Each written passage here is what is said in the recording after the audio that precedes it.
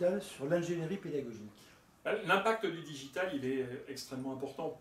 Tout d'abord, si le formateur se contente de transmettre du savoir, il se met en difficulté parce qu'il est en compétition avec un moteur de recherche, type Google ou autre, une encyclopédie gratuite, type Wikipédia, et puis un réseau social, type Facebook ou LinkedIn.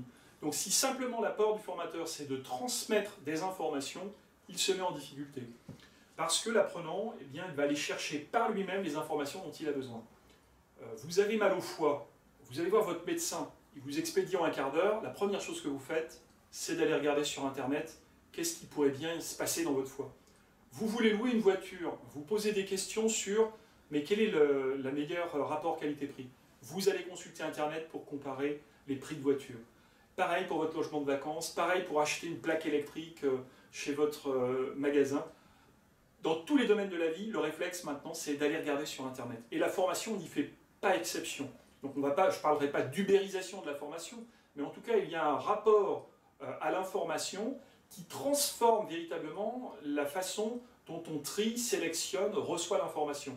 Donc le numérique a un aspect essentiel, c'est qu'il transforme l'écologie, je dirais, de captation et de traitement de l'information. Les légitimités ne sont plus les mêmes, les formateurs n'ont plus tout à fait le même rôle à jouer. Ils ne sont plus simplement les personnes qui vont transmettre des informations, mais plutôt aider à cartographier les points de repère essentiels et aider les personnes à apprendre à se repérer dans ce magma, à identifier quelles sont les bonnes sources, des sources qui sont un peu moins intéressantes, un peu moins qualifiées. Ne serait-ce que sur Wikipédia, on a des articles qui sont particulièrement référencés et bien construits, d'autres qui sont plus douteux. Eh bien, le formateur, il va pouvoir aider les participants à identifier les bonnes sources. Donc, le numérique, c'est quand même quelque chose d'essentiel. Ça n'oblige plus d'attendre et de faire la queue à la bibliothèque. On peut directement avoir accès à une info, on ne perd plus son temps.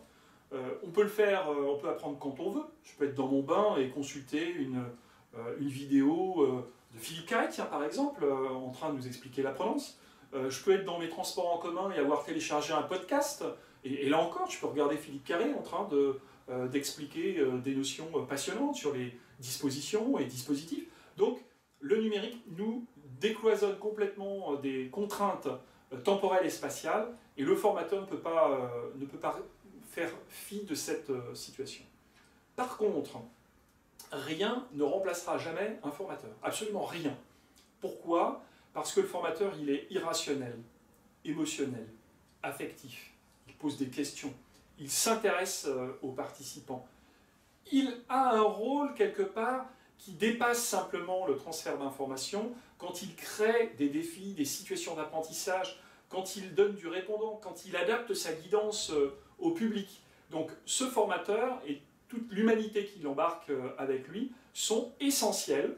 Peut-être que le formateur va changer de rôle, va devenir un coach, un facilitateur, ou un facilitateur, ou un médiateur, ou un organisateur de connaissances, ou un animateur de communauté. En tout état de cause, le formateur va devoir maîtriser toutes ces pratiques numériques pour en tirer le meilleur, parce qu'on peut trouver autant de bonnes choses que de mauvaises choses. Ce n'est pas une panacée universelle. Il va falloir apprendre à trier, à utiliser, à vérifier que les informations qui sont présentées soient les plus intéressantes possibles, et surtout mettre une intention dans ces informations, donc créer des progressions. Ça, le formateur, il est à l'aise, c'est son métier, d'aider les personnes à franchir des étapes et à leur montrer qu'ils franchissent des étapes et à créer cette dynamique de groupe qu'une machine a du mal à créer seule. Un réseau, ça n'est pas une communauté d'apprentissage, c'est pas parce que vous êtes connectés les uns avec les autres que vous avez envie de vous entraider. Le formateur, son job, ça peut être aussi de créer cette émulation, de créer cette dynamique qui permet d'apprendre.